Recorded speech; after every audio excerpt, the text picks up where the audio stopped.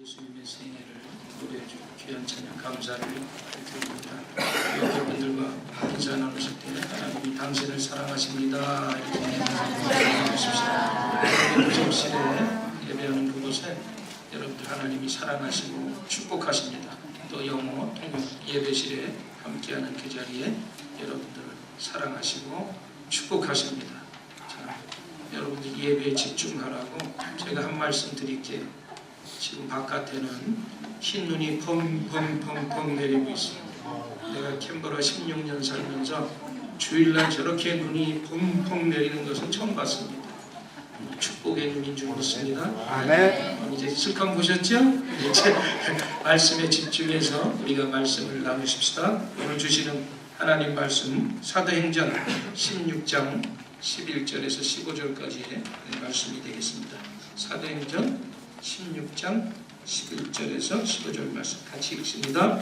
우리가 드로아에서 배로 떠나 사모드라기에로 직행하여 이튿날 네아폴리로 가고 거기서 빌립보에 이르니 이는 마게도니아 지방의 첫 성이요 또 로마의 식민지라. 이 성에서 수일을 유하다가 안식일에 우리가 기도할 곳이 있을까 하여 문밖 강가에 나가 거기 앉아서 모인 여자들에게 말하는데 두아디라시에 있는 자색 옷감 장사로서 하나님을 섬기는 루디아라 하는 한 여자가 말을 듣고 있을 때에 주께서 그 마음을 열어 바울의 말을 따르게 하신지라. 그와 그 집이 다 침례를 받고 우리에게 청하여 이르되 만일 나를 주 믿는 자로 알거든 내 집에 들어와 유하라 하고 강권하여 머물게 하니라. 아멘. 제목 같이 한번 읽으십시다. 하나님을 공경했던 루디아처럼.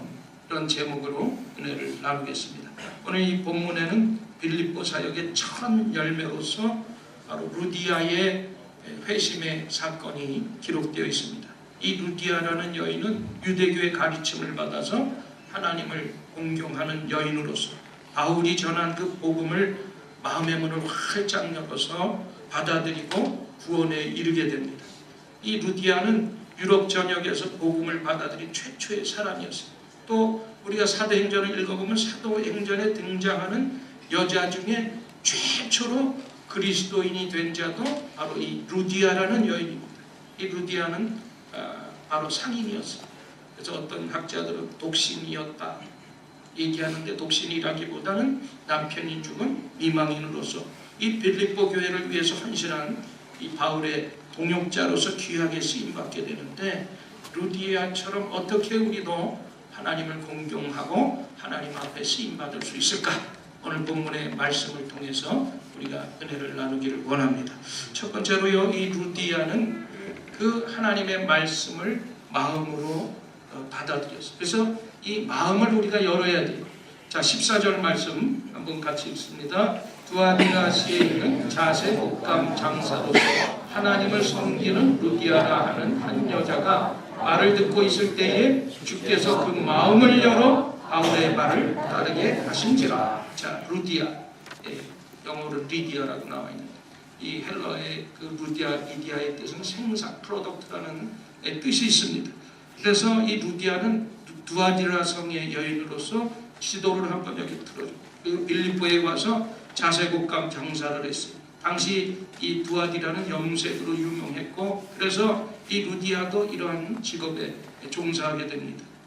두아디라의 옷감 시장은 당시에 그리스와 또 로마 세계에 걸쳐서 대단하게 성행했던 그러한 모직이었어요. 그래서 루디아는 남편이 죽자 국경 근처에 있는 두아디라에 자기 집을 떠나서 유럽에 마게도니아, 오늘 얘기하면 이 그리스 쪽에 있죠.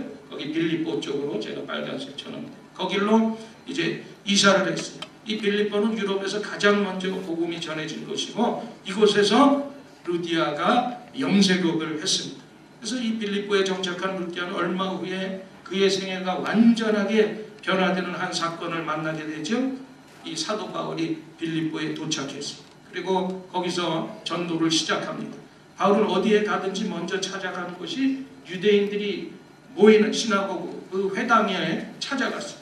근데 그러나 이 빌립보에는 회당이 없었던 것으로 추정이 됩니다. 그래서 안식일이 됐기 때문에 바울 일행은 기도처를 찾아서 강가로 나가는데, 기도처로 찾아간 바울의 일행이 발견한 것이 거기에 한 무리의 경건한 여인들이 모여서 예배를 드리려고 하는 그러한 경건한 모임의 자리에 여인들을 보게 됩니다. 그곳에서 바로 루디아라는 여인과 만나게 되는데, 그곳에 바로 유대교로 개종한 이방 여자들이 있었고 거기에 바로 오늘 주인공인 루디아를 만나게 됩니다. 근데 이 바울의 말을 들을 때 루디아의 마음의 문이 오늘 본문의 말씀에 보니까 활짝 열리게 되었어요. 여러분, 이 하나님의 말씀을 전한다고 해서 마음이 활짝 열리는 것이 아니에요. 이게 절대적으로 하나님의 강권적인 역사입니다. 사도들을 통하여 수많은 사람들이 많은 사람들에게 복음을 선포됐지만 모두가 다 그 말을 듣고 예수 그리스도를 영접한 것은 절대로 아니었어요. 여러분, 어떤 사람이요 수레에 선물을 가득 싣고 친구 집에 찾아갔어요. 그러면서 노크를 하면서, 친구여, 내가 당신이 필요한 모든 것을 가져왔으니 대문을 좀 열어주시오 하고 계속 대문을 두들겼는데 친구가 대문을 열지 않고 빨리 그 선물 가지고 집 안으로 들여다 놓으시오. 문을 열어야지 선물을 가지고 들어올 거예요.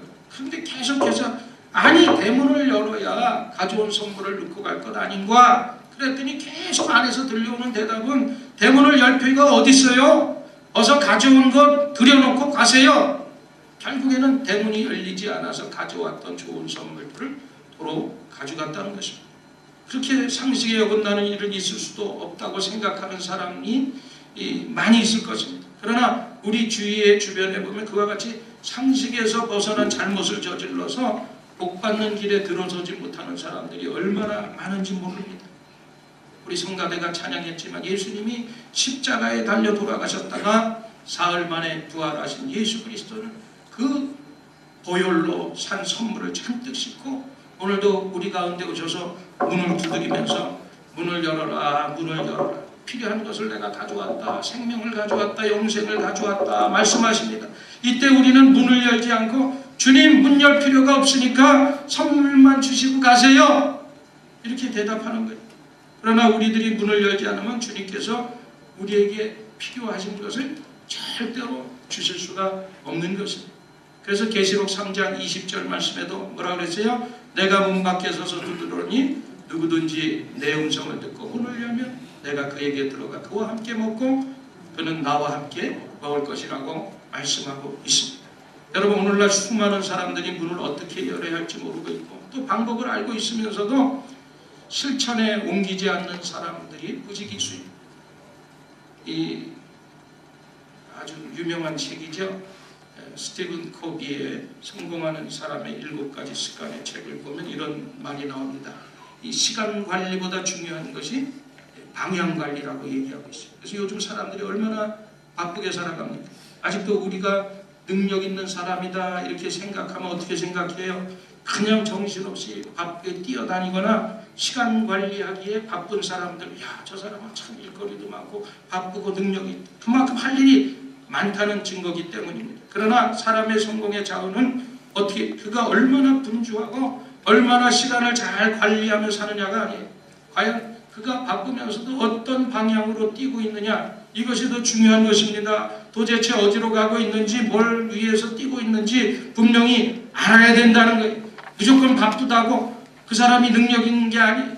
왜 바쁘고 무엇을 위해서 어떤 방향으로 우리가 달려가느냐, 이게 더 중요한 것입니다.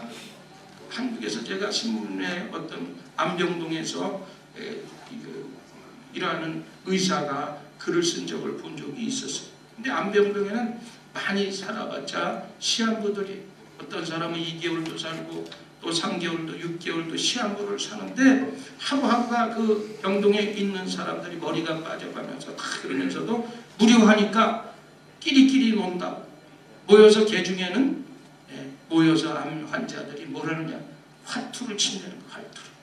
그러면서 화투를 치고 내가 오늘은 2만 원을 땄다, 3만 원을 땄다, 그렇게 기뻐하는 모습을 바라보면서 마음속에 서글픈 생각이 든다고 그렇게 기록한 걸 봤어요. 근데 생각해 보세요. 그 안병동에 있는 사람이나 우리나 사실 크게 별 차이가 없어요. 2개월 사나 20년도 사나 3개월 사나 30년도 사나 우리가 그 차이일 뿐이지 우리는 무엇 때문에 이렇게 바쁘고 살게 있습니까? 무엇이 우리의 기쁨이 되고 있습니까? 아직도 인생의 방향이 확실하게 정해지지 않았다면 우리가 인생을 살면서 느끼는 순간순간의 기쁨은 오히려 우리에게 서글플 뿐입니다. 여러분, 인생에서 가장 중요한 것을 붙들지 않는 이상 우리는 허무한 인생을 살 수밖에 없어요. 우리는 인생에서 가장 중요한 누구를 붙들어야 돼요? 예수 그리스도를 붙들며 살기를 주님의 이름으로 축복합니다. 그래서 우리의 마음의 문이 하나님과 교회와 성도와 이웃을 향해서 닫혀있지 않는가. 우리 자신을 다시 한번 생각해 보면서 마음의 문이 우리가 열려져야 또 모든 것을 이해하고 우리의 삶에 은혜가 넘치게 되는 것입니다. 그리고 기쁨과 감사가 들어오고 우리의 손과 발이 움직여지게 되는 거예요. 지난날 여러분 무엇 때문에 여러분이 누구 때문에 여러분들의 마음의 문이 닫혀져 있습니까? 오늘 이 시간에 다시 한번 그 닫혀진 문을 고치십시오. 그리고 힘들고 어두웠던 닫힌 문을 활짝 열어버리세요. 그리고 새로운 마음과 기분으로 새 계절, 새 시대를 맞게 되기를 주님의 이름으로 축복합니다. 예수님 때문에 여러분들이 마음을 활짝 여십시오.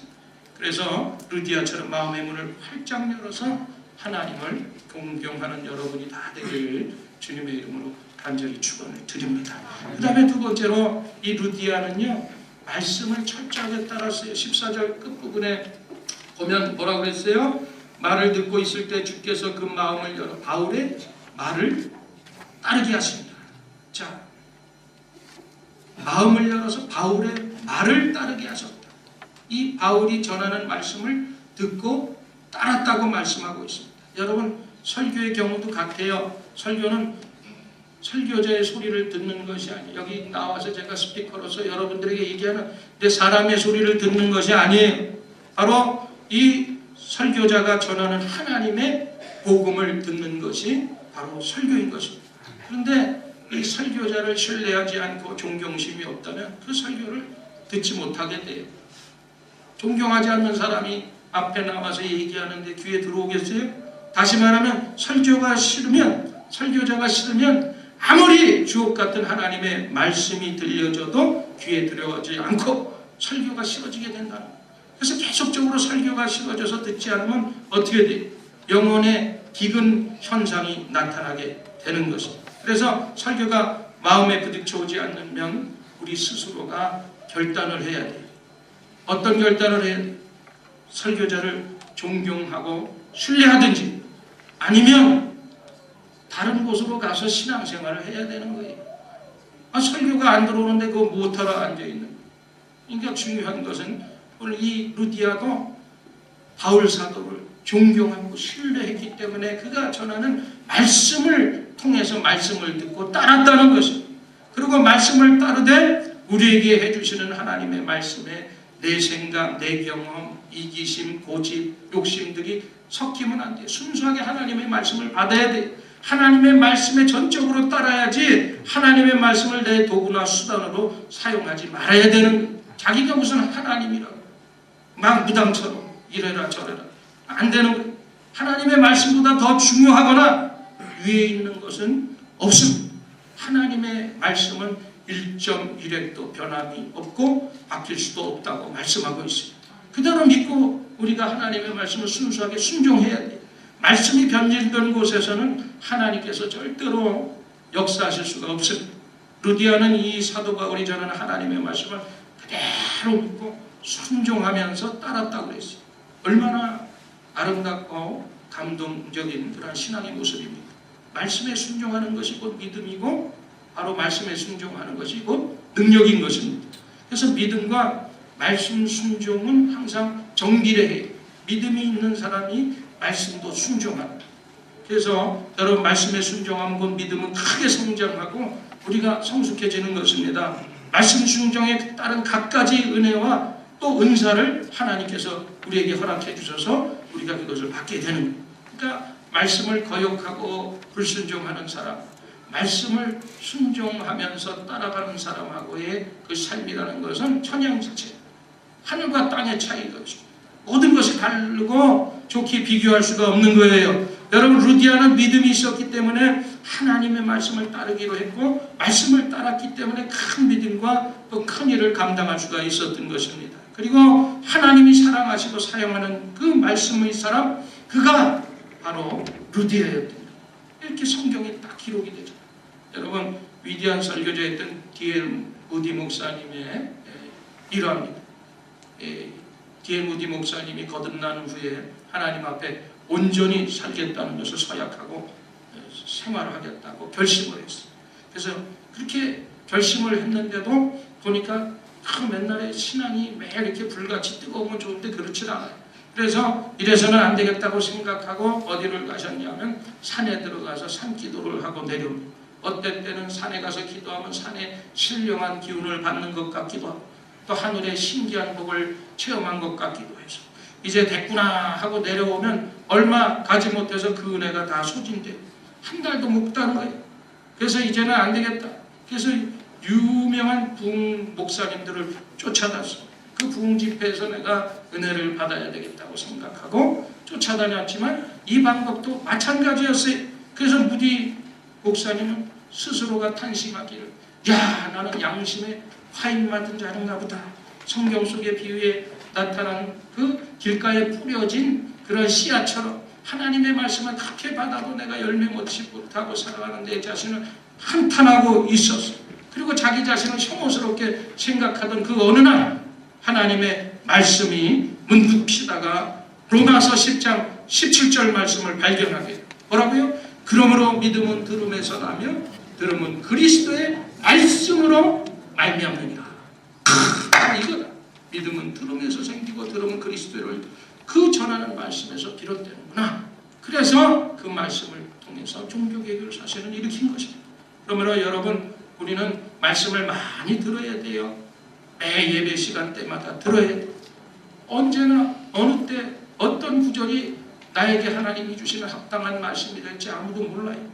합당한 말씀이 나에게 떨어지면 인생이 변화되는 것입니다. 우리가 듣지 못해서 손해보는 경우가 얼마나 많습니까? 들어야 되는 사람이 듣지 못해서 손해보는 거예요. 그러니까 주의를 자꾸 빠지는 것은 여러분들에게 엄청 손해예요. 간증도 들어야 돼요.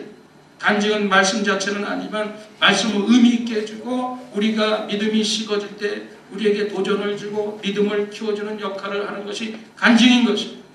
우리가 찬송도 자꾸 들어야 돼요. 찬송도 말씀으로 말미암은 것이고 가사의 내용을 보면 모든 것이 바로 이 신앙 고백이기 때문에 우리가 찬송도 많이 들어야 돼요. 이와 같은 믿음의 소리를 듣기를 사모하는 자가 될 때 우리는 든든한 믿음의 뿌리를 다져가게 돼요. 좋은 믿음의 열매가 맺어지게 될 줄 믿습니다. 여러분, 이 사도행전의 19장에 보면요, 이 마술을 행하던 자들이 예수님을 믿은 다음에 말씀에 순종해서 마술책을 다 불에 태워버리는 사건이 나오는데, 그 당시에도 이 마술책이 얼마나 비쌌는지 몰라요. 그 당시에 초대교인들은 예수님을 믿게 되면서 그 비싼 책을 다 채워버리는데, 이 보세요. 사도행전 19장 19절 말씀을 한번 보십시다. 또 마술을 행하던 많은 사람이 그 책을 모아가지고 와서 모든 사람 앞에서 불사르니 그 책을 계산한 즉 50,000이나 되더라. 이렇게 하루 종일 당시에 일을 해야 은 한 입을 얻을 수 있었어요. 우리가 1년 365일 가운데 300일 일한다고 생각하면 5만 입을 얻기 위해서는 166년을 땀 흘려서 일해야 돼요. 근데 그렇게 일해야 벌 수 있었던 돈의 값어치가 있는 마술책들을 말씀을 따라서 순종해서 불에 다 태워버렸어요. 그러니까 우리에게도 그와 같이 대가를 지불할 수 있는 과감한 순종이 따라야 되는 것입니다. 여러분, 혹시 한국에서 여러분들이 예수님을 믿기 전에 생활하면서 우리가 푸닥거리라고 그러죠? 푸닥거리. 또 아니면 뭐 사주팔자를 보는 분들도 있을지 모르겠어요. 근데 어떤 분은 또 얘기하더라고요. 사주팔자는 미신이 아니라 이렇게 말하고 있어요. 과학적인 통계다. 통계 같은 소리하고. 그러나 이 생년월일을 따져서 우리의 삶을 파악하려고 하는 것은 분명히 하나님께로부터 온 것은 아니라는 거예요. 하나님께서는요, 이 정보는 것, 사주팔자, 운세 이런 거 아주 싫어하시는 거예요. 하나님께서는 이런 거를 성경에서 가증히 여기신다, 이런 말로 표현하고 있습니다. 그래서 혹시 여러분들이 우리 신문의 잡지 같은데 한국에 가면 오늘의 운세, 궁합, 사주팔자, 손금, 심심풀이라도 이런 것들이 여러분들의 현혹되지 마시고 용납하지 마시기를 바랍니다. 사탄은 이런 것을 통해서 뭔가 우리의 삶에 대한 우리를 파악하게 하고 뭔가 도와주는 척하면서 접근하는 것이 또 사탄의 방법입니다. 그래서 주변에서 손금을 봐준다 그러면서 생명선이 길으니 짧으니 결혼을 한 번 하느니 두 번 하느니 이런 쓸데없는 것에 우리 삶과 전혀 상관이 없어. 우리 처녀들은 속지만 손금 봐준다 그러면서 손 좀 보자 그러면 한번 만져보려고 그러니까 내가 옛날에 써먹어봐서 그런 거 하지 말고 우리가 하나님이 무슨 손금을 통해서 우리 운명을 결정하는 거예요. 주님께서 우리에게 뭐라고 말씀하세요? 요한복음 10장 28절 29절에 뭐라고 그랬어요? 내가 저희에게 영생을 주노니 영원히 멸망치 아니할 터이요 또 저희를 내 손에서 빼앗을 자가 없느니라. 저희를 주신 내 아버지는 만유보다 크심에 아무도 아버지의 손에서 빼앗을 수 없느니라. 아무도 아버지의 손에서 구원받은 아무도 아버지의 손에서 빼앗을 수가 없는 거예요. 우리의 삶은 손금 안에 있는 것이 아니라 하나님 손 안에 있고 여러분 믿음 안에서 하나님의 말씀을 따라서 살아가기를 주님의 이름으로 축복합니다. 그 다음에 이 루디아는요, 구원을 받고 어떻게 했어요? 세 번째로 섬기면서 살았어요. 15절 말씀 한번 보십시다. 저와 저희 집에 다 침례를 받고 우리에게 청하여 가로되 만일 나를 주 믿는 자로 알거든 내 집에 들어와 유하라 하고 강권하여 있게 하니라. 루디아가 신앙을 고백한 후에 곧바로 침례를 베풀지 모든 가족, 자기 아는 사람들 다 데리고 와서 침례를 받았어요. 믿음의 가정인 동시에 어떤 화목한 가정의 모습을 보여줍니다. 이 루디아의 신앙과 인격이 그만큼 모범이 되었다는 거예요. 루디아의 한 말을 통해서 가족들이 침례를 받는 것. 이 침례를 받은 루디아와 가족들은 바울의 일행을 초대해서 그냥 돌려보내지 않냐고 어떻게 했어요? 대접을 했어요. 말씀을 가르쳐준 자들, 물질적인 것을 나누는데 아주 민첩했던 사람이 바로 루디아라는 사람이었어요. 그래서 루디아는 선교를 위해서 재정적으로 협력하고 최선을 다해서 섬겼습니다.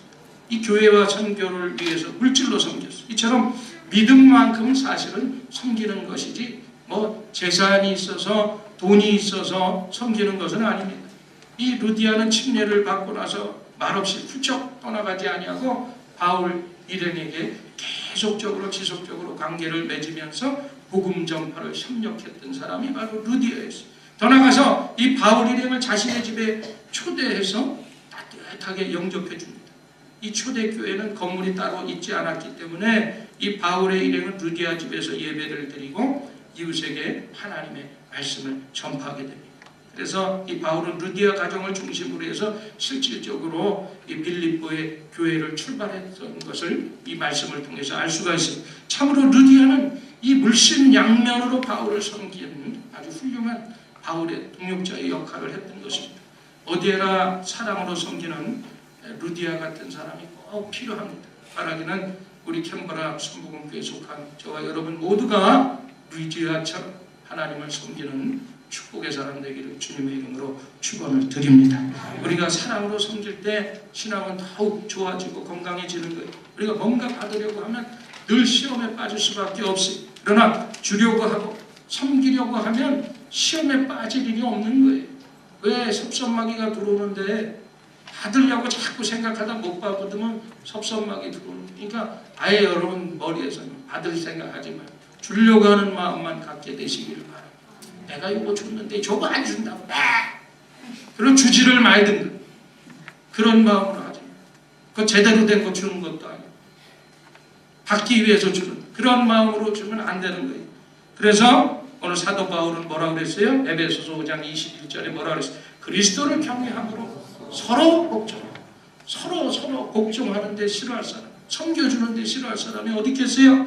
마가복음 10장 35절 이하에 보니까 예수님이 제자들과 식사 자리를 마련하게 되는데 세베대의 두 아들인 누가 있어요? 야고보와 요한이 예수님의 오른쪽 왼편에 또 서로 앉겠다고, 오른쪽에 앉겠다고 왼쪽에 앉겠다고 서로 은근히 자리 다툼을 하고 있었어요. 그때 예수님께서 말씀하시는 말씀이 마가복음 10장 43절 이하에 나오죠. 같이 한번 읽어보십시다. 너희 중에는 그렇지 않을지니 너희 중에 누구든지 크고자 하는 자는 너희를 섬기는 자가 되고 너희 중에 누구든지 으뜸이 되고자 하는 자는 모든 사람의 종이 되어야 하리라.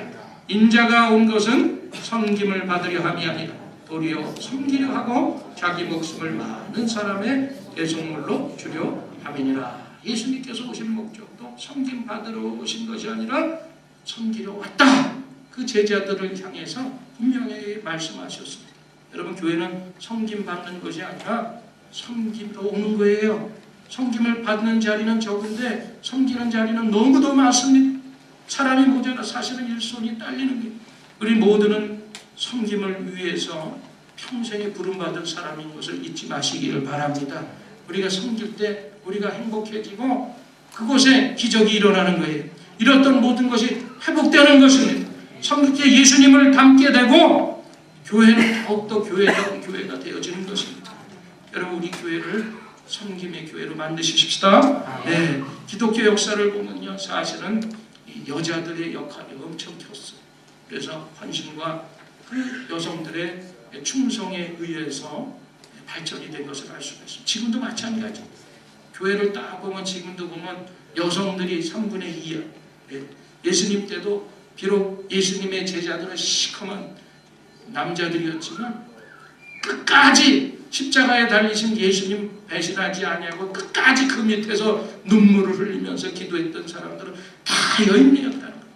여러분, 연약한 사람도 헌신하면 그를 통해서 놀라운 역사가 일어나게 되는 것입니다.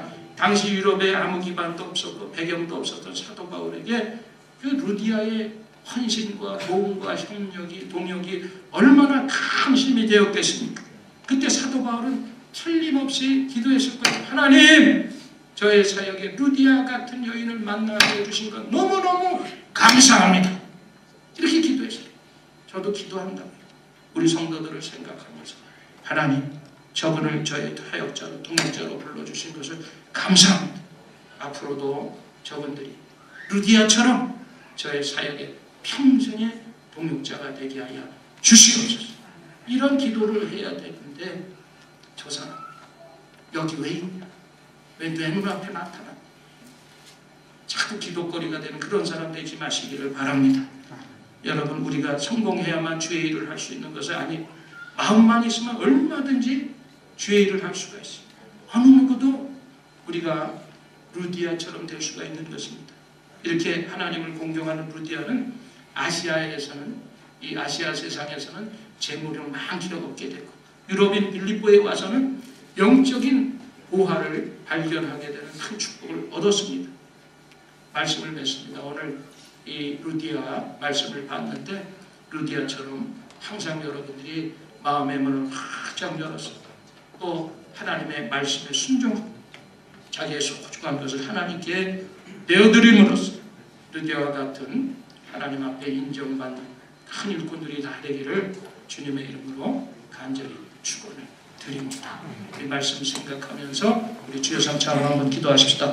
주여, 주여, 주여, 아버지 하나님.